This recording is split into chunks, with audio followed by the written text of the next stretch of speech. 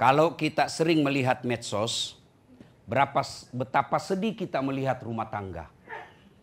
Ada orang yang 6 tahun pacaran. Waktu pacaran, Masya Allah, segalanya kata perempuan, dialah yang terbaik dalam hidupku. Kata lelakinya, dia adalah bidadari yang dikirim ke dunia untukku. Baru 1 tahun menikah saling menghina lagi di medsos. Kenapa? Karena mereka hanya bermodalkan cinta dan pekerjaan. Ada yang lamar anaknya, apa kerjanya? Ada yang lamar anaknya, kau suka dia? Enggak cukup itu modal. Maka dia harus punya modal ilmu pengetahuan dalam berumah tangga. Orang dulu enggak sarjana. Orang dulu enggak doktor, enggak jenderal dalam berumah tangga. Tapi anaknya bisa jadi jenderal. Anaknya bisa jadi doktor. Anaknya bisa jadi profesor. Berarti ada yang masalah dalam mendidik rumah tangga kita. Tidak cukup hanya ekonomi. Yang paling penting adalah pengetahuan. Tidak cukup pengetahuan tentang berumah tangga. Tapi yang paling penting adalah ilmu agama. Kalau rumah tangga tanpa agama, bisa jadi rumahnya mewah, bisa jadi harta berlimpah, tapi tidak ada sakinah. Apa itu sakinah? Ketentraman jiwa. Maka pada kesempatan ini izinkan saya menyampaikan beberapa poin-poin bekal untuk Adinda Akbar dan Safa. Mudah-mudahan rumah tangganya nanti kelak sakinah, mawaddah, warahmah. Amin. Yang pertama, kemarin di Sulawesi Selatan heboh. Kenapa? Ada beberapa pengantin batal. Kenapa? Banjir.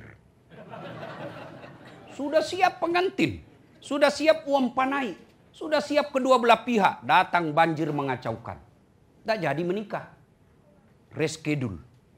Dan sampai sekarang katanya belum dipastikan. Kenapa? Banjir belum surut. Kata pejabat, bukan banjir, itu genangan air. Nah, terserahlah kau apa kau bilang. Nah, Adinda, Akbar dan Safa, alhamdulillah. Kamu alhamdulillah belum menikah saja sudah seperti ini bahagianya. Baru lamaran. Tanya itu bapak ibumu.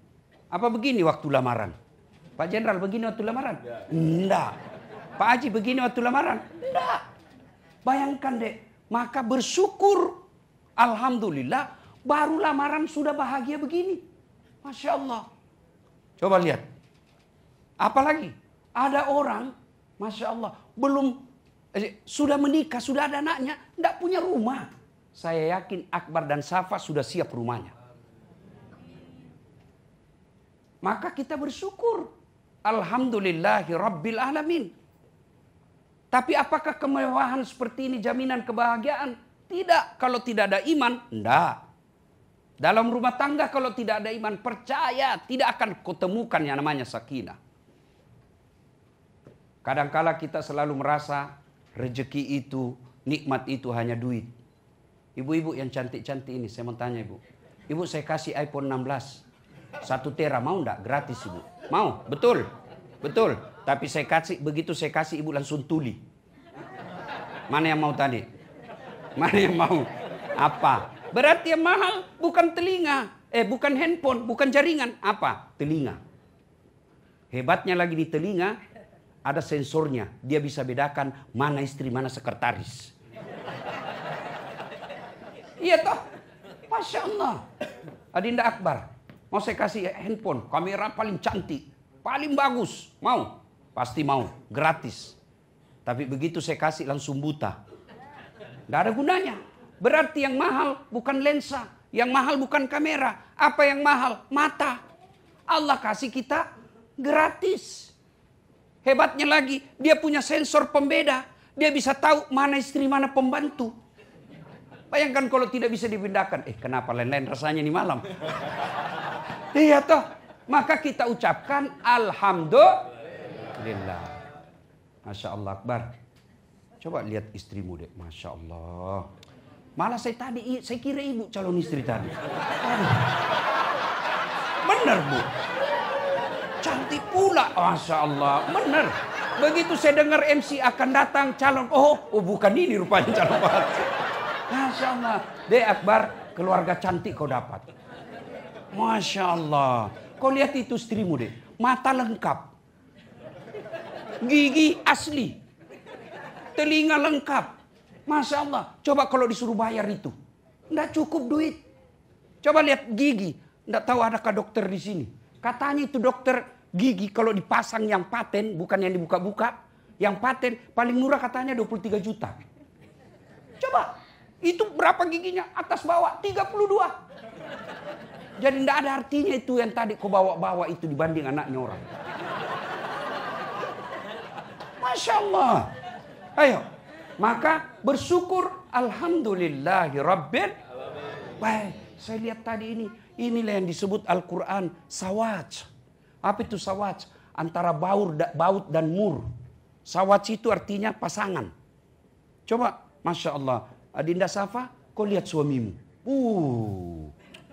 Saya lihat tadi waktu baru ketik, saya kira artis India. Cakep juga, Masya Allah. Ya, bohong Bapak kalau tidak mengatakan Akbar cakep. Tapi ketahuilah, cantik cakep bukan modal kebahagiaan dalam rumah tangga. Kenapa? Cantik cakep ada batasnya. Ya, coba tanya Prof. Sanso Ngandro. Nah, Hakim Agung yang ada di tempat ini. Mana lebih cantik istri Bapak waktu pengantin dengan sekarang? Nah, Bapak bohong kalau bilang cantik sekarang. Artinya apa? Cantik ada batasnya. Cantik ada batasnya. Iya, masih cantik sekarang. Tapi tiba-tiba kena stroke tahun depan. Kira-kira masih cantik kalau sudah bengkok-bengkok gini. Maka pertahankan kecantikan itu dengan iman. Tanpa iman semua akan sia-sia.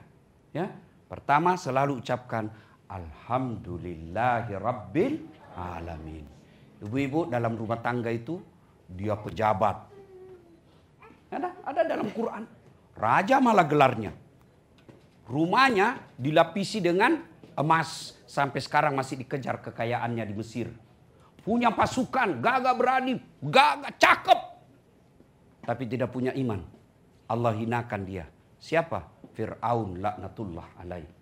Sampai Allah hinakan Fir'aun dalam rumah tangganya.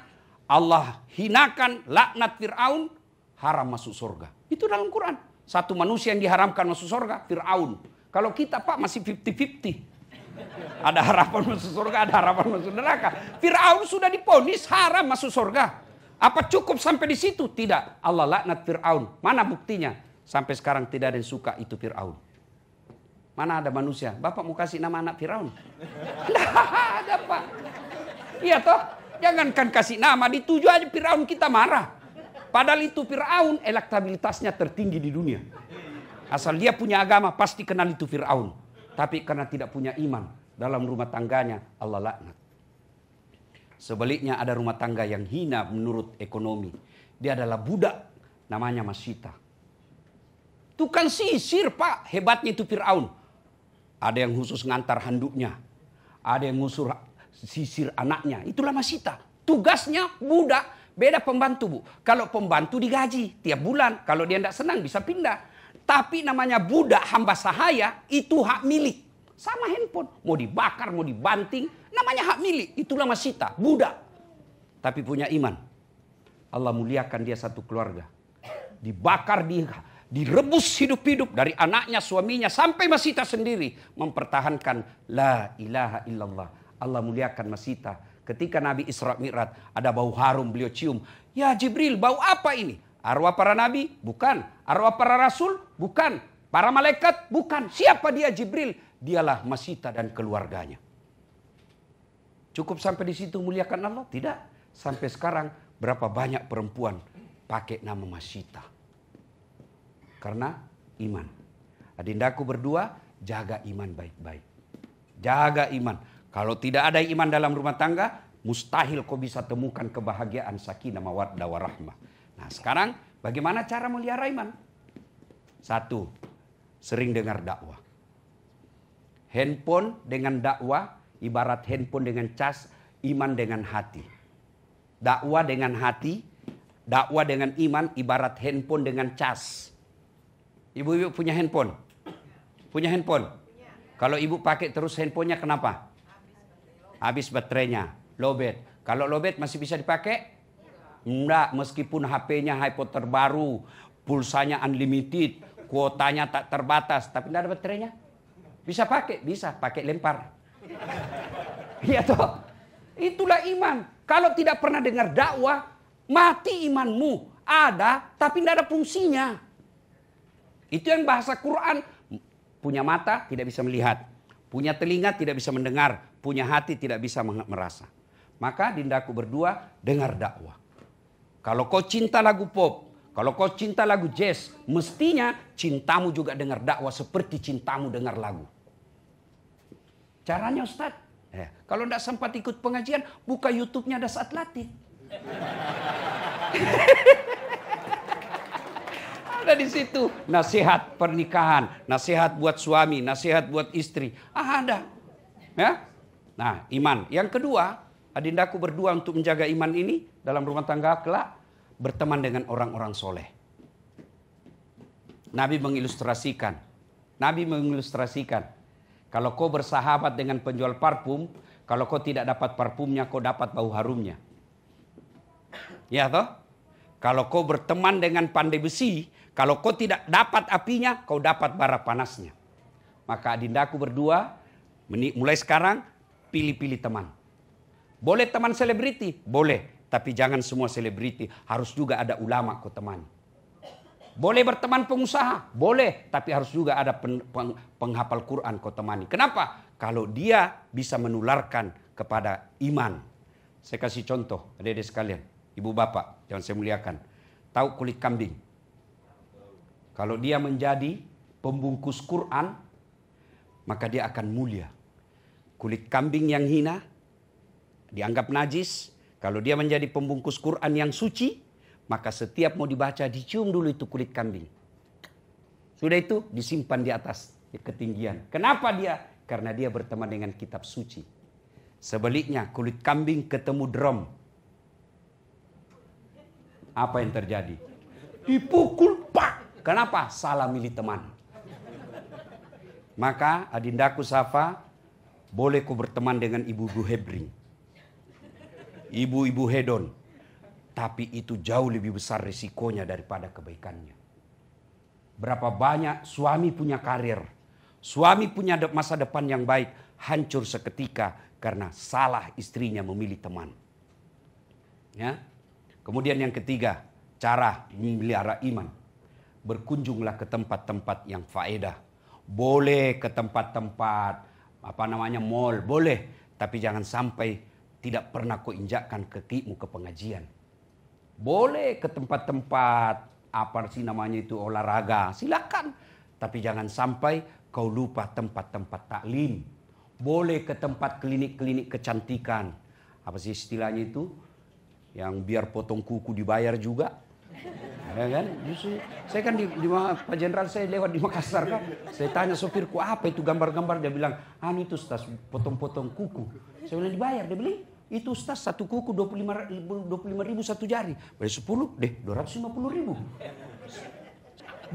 Boleh. Tapi jangan sampai kau lupakan tempat-tempat yang mengisi imanmu. Bapak saudara-saudara sekalian. Ya, nasihat ketiga buat kalian berdua. Namanya ini akbar luar biasa. Nur, cahaya. Akbar, besar, salah satu asmaul husna. Yang tidak mungkin sah sholatmu kalau kau tidak sebut Allahu Akbar. Setiap sholat. Kemudian kata yang ketiga, Karim. Karim itu nama Tuhan, nama Allah. Salah satu dari 99 nama Allah yang artinya yang maha mulia. Yang juga bisa diartikan yang maha pemurah. Maka dindaku akbar, cukup kau pegang saja ini nama muliamu. Insya Allah semua orang akan terpesona kepadamu. Ya. Bapakmu tadi dek luar biasa amanahnya. Jangan kau permalukan keluarga. Kamu boleh hina tapi jangan kau hina satu keluarga. Maka setiap ada yang kau lakukan kepada istrimu, ingat pesan bapakmu. Jangan mempermalukan orang tua. Jangan mempermalukan leluhur. Saya balik ke belakang tadi, ternyata banyak orang Bugis. Ternyata Pak Jenderal ini leluhur orang Bugis. Saya baru tahu Pak Jenderal. Mohon maaf Pak Jenderal. Masya Allah. Adinda Safa, saya pengetahuan dasar saja. Laki-laki Bugis itu memang kadangkala tidak romantis. Ya betul, betul. Boleh, saya termasuk saya. Saya ini original Bugis. Susah sekali saya panggil istri saya. Sayangku, aduh. Kayak keluh saya punya mulut. Tapi ingat, lelaki Bugis bukan romantis dari mulutnya. Tapi dari perlakuannya. Mau lihat, kau buktikan. Carikan saya suami orang Bugis yang laki-lakinya dulu haji atau umroh. Kalau dia berumroh berdua atau haji berdua, tidak mungkin suaminya dulu. Istrinya dulu dia kirim. Kenapa? Romantisnya laki Bugis. Tidak mungkin laki-laki Bugis pakai perhiasan sebelum istrinya lengkap perhiasannya. Itulah perlakuannya orang Bugis. Maka jangan heran kalau nanti suamimu tidak romantis mulutnya. Tapi dia akan romantis dari melindungi suami istrinya. Ya? Nah, ibu bapak, saudara-saudara sekalian, Safa tidak mungkin bisa haji dan umroh kalau tidak menginjak Safa. Bukit Safa. Bukit Safa dan Marwah. Dari tadi saya bilang, luar biasa penjodohan hari ini. Bagus nama suaminya, bagus pula nama istrinya. Adinda Safa itu istri yang terpuji dan hebat sekali. Hari ini adalah hari ibu. Tanggal 22 Desember. Maka jadilah ibu yang baik. Safa, kalau kau baca sejarah Bukit Safa, itu adalah seorang ibu yang namanya Siti Hajar. Siti Hajar wanita yang luar biasa. Dibawa dari Palestina jalan kaki. Kata Allah, kau bawa istrimu. Kemana kata Ibrahim? Pokoknya bawa saja. Kemana ya Allah? Jangan banyak tanya, bawa saja. Bawa. Bersama anaknya namanya Ismail. Masih kecil. Kira-kira seperti tadi itu. Luar biasa. Lalu sampai kata Ibrahim, Allah katakan, Ibrahim, kau simpan anakmu dan istrimu kau tinggalkan. Simpan di situ bukit-bukit batu. Itulah yang sekarang menjadi Ka'bah. Itu Ka'bah sekarang. Lalu pada saat itu Ibrahim berkata kepada istrinya, Dindaku sayang, maafkan saya diperintah Allah untuk kembali. Bang, kau lihat ini, kita di tengah padang pasir ini bang. Tidak ada manusia, tidak ada pohon. Masa kau mau tinggalkan saya dengan anakmu yang kecil ini? Tega nian kau bang. Apa kata Ibrahim alaihissalam? Dek, saya juga tidak mampu. Tapi ini perintah Allah. Perintah Allah. Kata Siti Hajar, ini perintah Allah. Iya bang, iya dek. Kalau begitu, sami'na wa ata'na. Saya dengar dan saya laksanakan. Laksanakan, jangan khawatir soal saya. Ini istri yang hebat. Tidak banyak tanya kalau sudah bilang perintah Allah. Karena ibu-ibu kalau sudah bertanya juga susah menjawabnya. Oh, apalagi kalau kita pernah salah satu kali, Pak. Diingat terus, Pak, sampai mati. Saya bilang sama istri saya, memang ini perempuan ahli sejarah. Aduh, kesalahan kita yang 5 tahun dia ungkap lagi. Sudah dijelaskan, dia bilang, itu dulu. Saya bilang, kan sudah selesai 5 tahun dia. Pokoknya, kalau dia sudah bilang pokoknya, lebih kita diam, Pak. Maka, Akbar, pengetahuan dasar, perempuan itu Allah fitrahkan ahli sejarah. Maka tolong jangan kau bikin sejarah. Kalau kau bikin sejarah dikejar kau sampai hari kiamat. Ya? Nah, apa Siti Hajar katakan? Ibrahim, maafkan saya dek, saya tinggalkan kau. Tega dia engkau. Ini perintah Allah sayangku. Apa kata Siti Hajar? Pergilah bang. Tidak usah kau cemas soal saya. Kalau ini perintah Allah, laksanakan. Pergi Ibrahim. Apa Siti Hajar pasrah? Tidak. Anaknya menangis. Haus. Apa Siti Hajar pasrah? Tidak. Dia berikhtiar. Dia berlari-lari kecil. Melihat seperti Fata Morgana. Kehausan anaknya. Dia lari-lari lagi. Tidak ada. Dia kejar-kejar lagi depan. Bukan air rupanya. Lari-lari lagi. Tidak ada. Itulah sa'i sekarang Safa dan Marwah. Pasrah Siti Hajar. Setelah berikhtiar berusaha dia berdoa. Lalu Allah sampaikan kepada Jibril. Jibril, hentakkan kakinya Ismail ke tanah. Dihentakkan kakinya, tak. Setelah dihentakkan, keluar campuran air. Itulah air Zam-Zam sekarang. Maka sejak itu beredarlah rumor. Informasi di tengah situ. Di padang pasir ada sumber mata air yang tidak pernah gersang. Maka bayangkan di tengah padang pasir ada air yang tidak pernah kering. Datanglah seluruh manusia. Itulah Makkah sekarang. Maka dindaku berdua, dari segi nama kau orang luar biasa. Saya berdoa mudah-mudahan rumah tanggamu betul-betul diberkahi dan diridai oleh Allah Subhanahu wa taala. Pesan yang keempat, tidak mungkin kamu bisa pesta pernikahan mewah begini kalau bukan kedua orang tuamu. Percaya deh, maka tidak mungkin kau bisa bahagia kalau mendurhakai orang tua. Percaya itu. Tidak usah kau cari muka sama pimpinanmu Akbar. Kalau kau besok-besok jadi pejabat tinggi, tidak usah cari muka sama manusia. Muliakan saja orang tuamu dua-duanya. Insya Allah Allah lapangkan segala hidupmu. Coba lihat ini, siapa yang ceramah Akbar? Udah saat latih. Tidak gampang juga ngundang saya, bos. Betul. Tapi karena bapakmu siap-siap jenderal, siap jenderal. Tidak ada kata tidak. Itu berarti dengan jasa orang tua kalian bisa menikmati hidup yang baik ini. Adindaku Akbar, Allah takdirkan engkau berpisah ibumu. Jangan lupakan ibumu deh. Caranya kau doakan. Selesai ini kau sujud syukur, ingat orang tuamu. Sujud syukur, kirimkan Fatihah. Ya. Yang kedua, jadilah anak yang baik. Ibumu pasti sedih sekali kalau dia lihat kau sengsarakan istrimu. Ya. Yang ketiga, kalau ada harta yang kamu punya, ingatkan selalu bapakmu, sedekah untuk ibu. Jangan pernah melupakan ibu meskipun dia sudah di alam kubur. Tidak berarti orang yang alam kubur tidak melihat kita. Dia tetap melihat kita. Cuma tidak bisa kita komunikasi karena alam kita sudah beda. Alam barzah namanya. Pesan yang kelima, saya dengar informasi tadi, bulan 5 baru menikah. Adindaku berdua, kalian belum halal. Kurangi pertemuan, kalau mau bertemu, ajak keluarga. Karena setan pasti sudah menghasut kamu. Pegang sudah tangannya, sudah kulamaran. Oh itu setan itu. Ya, karena jaraknya masih lama. Jaga, jangan terlalu sering ketemu karena setan bisa masuk. Kalaupun ketemu, ajak keluarga. Supaya apa? Tidak ada fitnah dunia. Mudah-mudahan kehadiran kita semua ini bukti bahwa kita ridha atas kedua